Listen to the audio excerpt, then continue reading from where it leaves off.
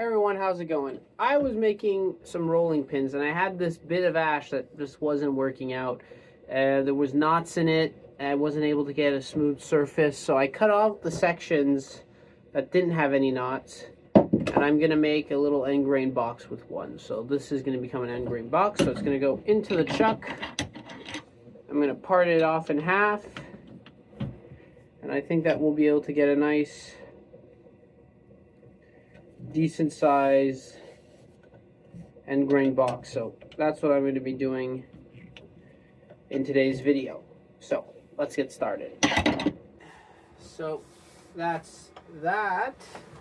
Now this isn't running true. That's pretty good. Get that in there. Now first things first is to separate what we think is going to be the head. It's a little bit too long. Don't need all that. So just true it up.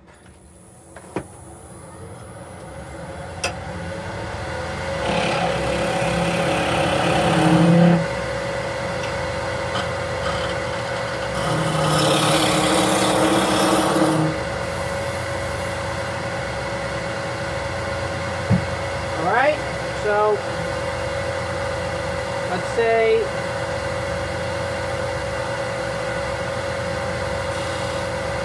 top,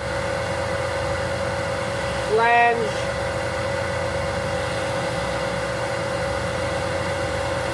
parting tool,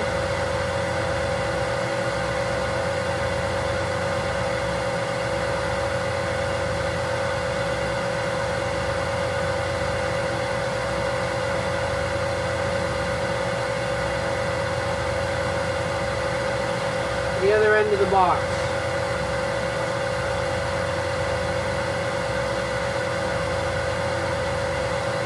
I think that's pretty good. Actually, because when I cut this cylinder out, I didn't necessarily make flange. What I'm going to do is I'm going to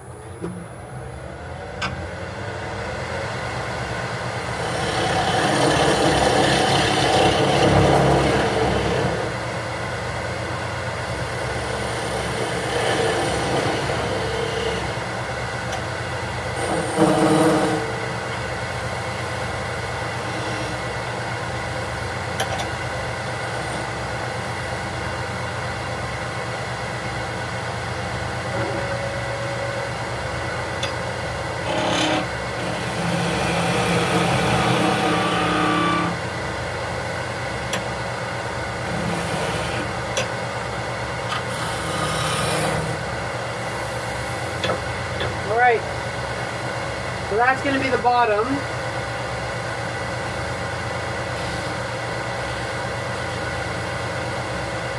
That's going to be the top.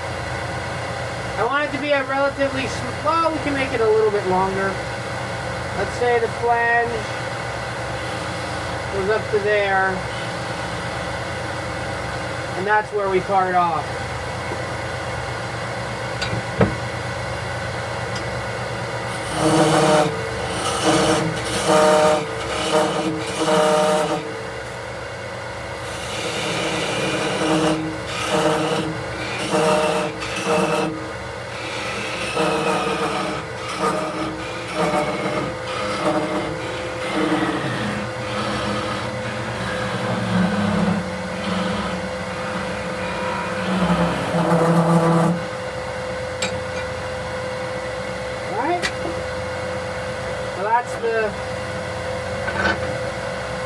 That's the top part. That's going to be the lid.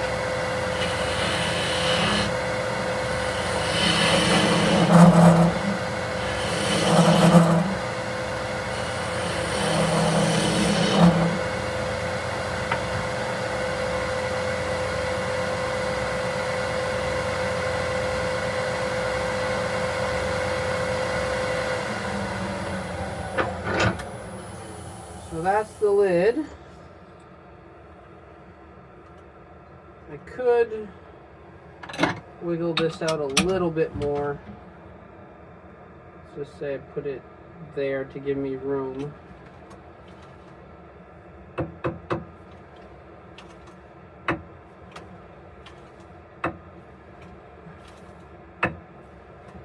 There we go.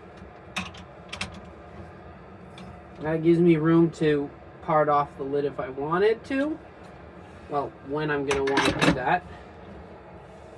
Now, I'm going to do the inside. Switch camera angles. The inside, very simple. Start that up.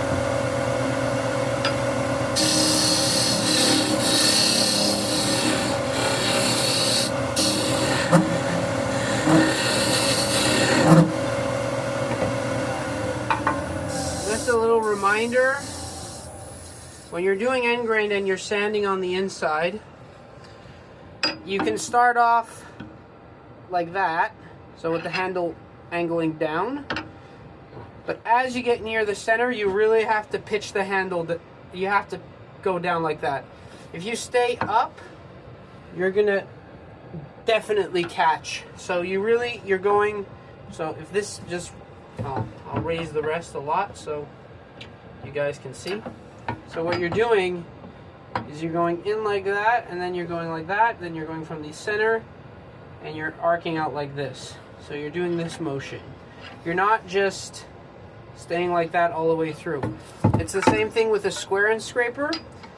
You start off like this, and you go gently in. If you start off like that, you're gonna have grabbing. And square end scrapers, I find, have a lot more grab on end grain than the round one does. And this is a tip I got from Tomislav. I actually asked him about it. You really want this type of radius. I used to use bullnose scrapers. I still use this one. I think it's fun for boxes. So you can see it's a bullnose, like that. You want a radius. So I don't know if you guys can notice the difference, but you really want to make sure that that's what you have when you're going on end grain, because this one tends to be grabby. So, with that being said, that's my flange. That's the inside. I'm just gonna mark. If I can, I always lose my pencil. It's crazy. There it is.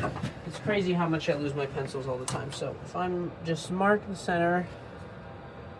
Rough estimate, the end is about here, maybe a little bit less far than that.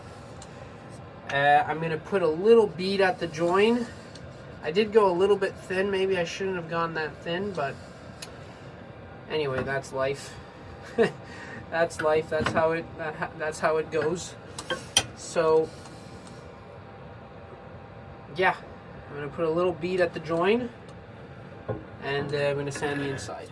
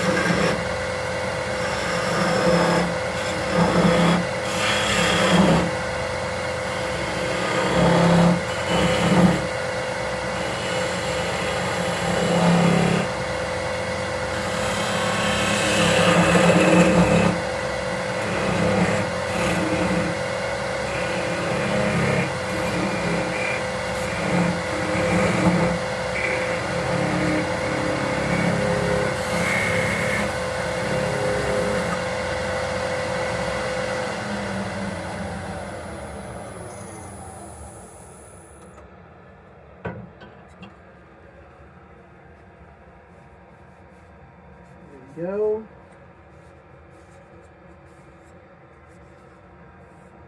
That's the top done. Now we'll do the bottom.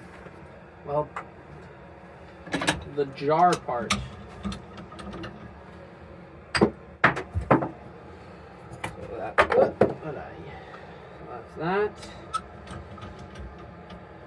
We have our little shoulder that we made. So the jaws will just fit inside there. For some reason that's not turning true.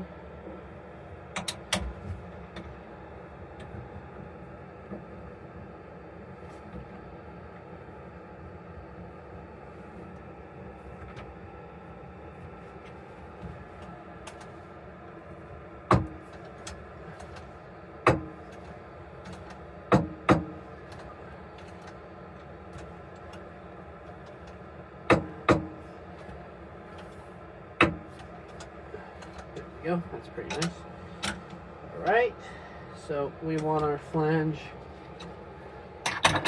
So how long is our flange on this? It's not that long.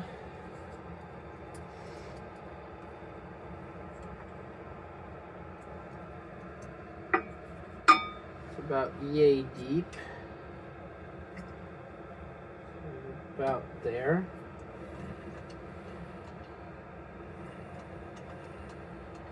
So I'm going to just do it until it fits. It should be about that size, but I'm just going to fit it until it fits, really. I'm not going to putz around.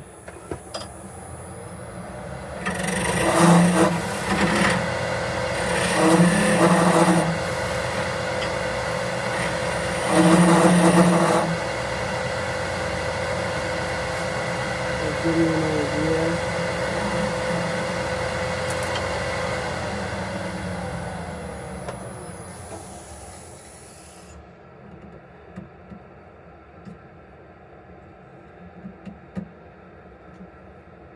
It's about right.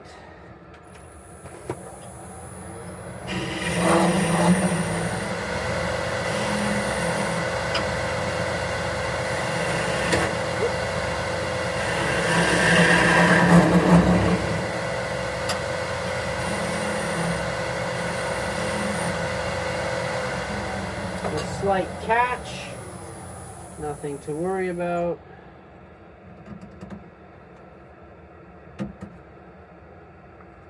It's actually a cool design feature, so. Yes, again, in life, catches happen. Are they dramatic? Yes. Do they mean anything? No. So that's pretty dead on.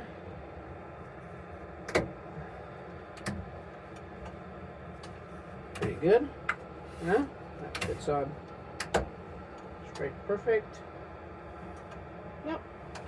I'm happy with that. A tad sanding.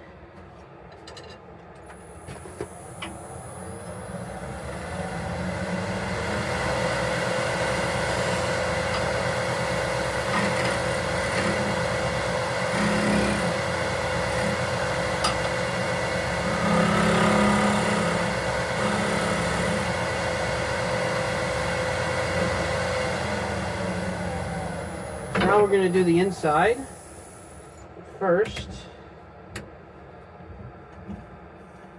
That fits right on. So I'm going to do the inside.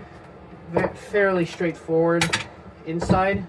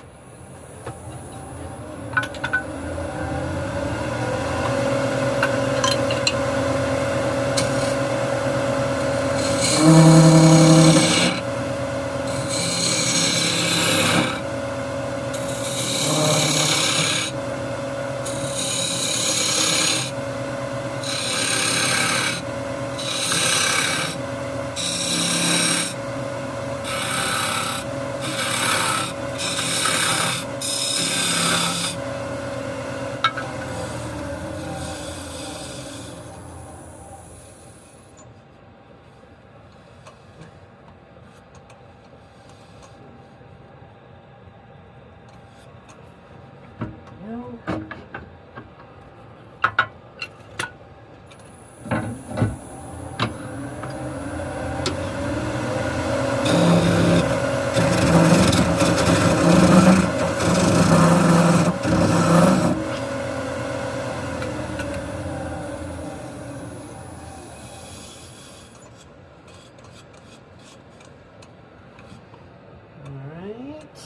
The problem is if I go end grain to end grain with the scraper, I have a very, very, very good feeling that it's going to catch.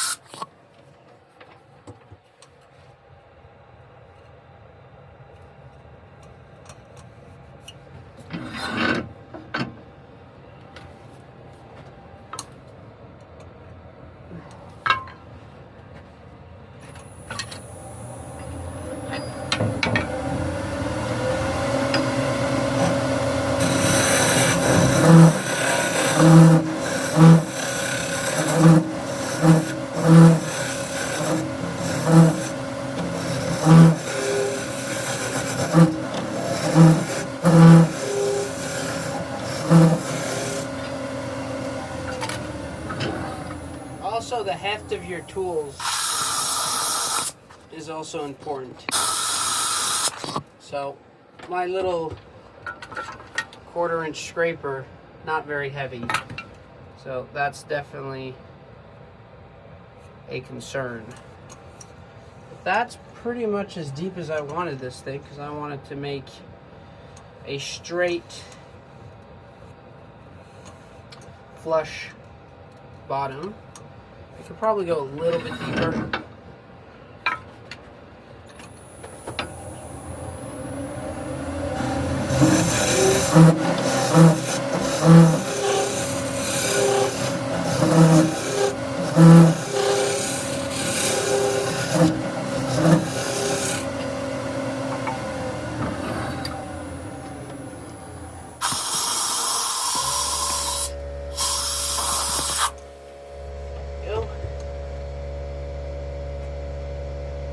That's good enough. That's good. Does that fit?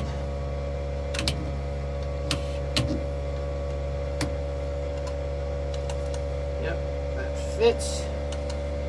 And it fits tight, so I'll be able to do that. So I'm going to show you.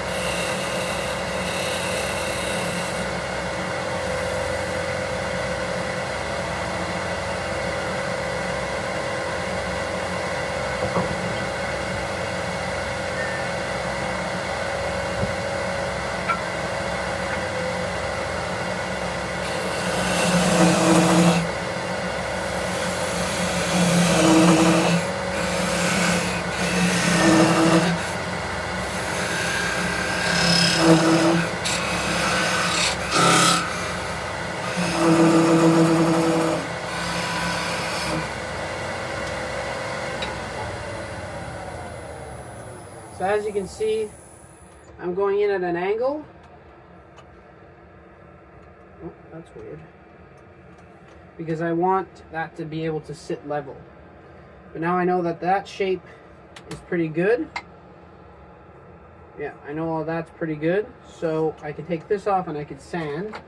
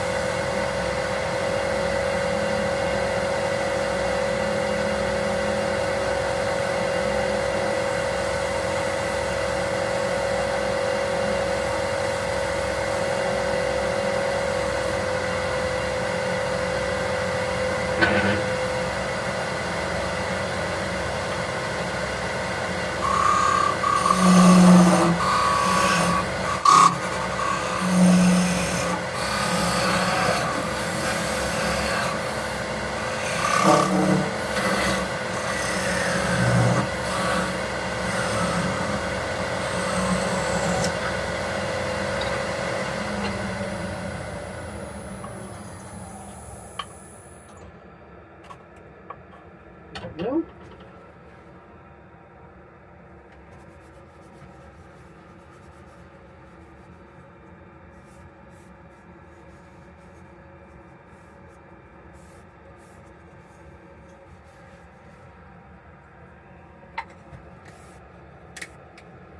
There we have it. Now let's just see if the grain matches up.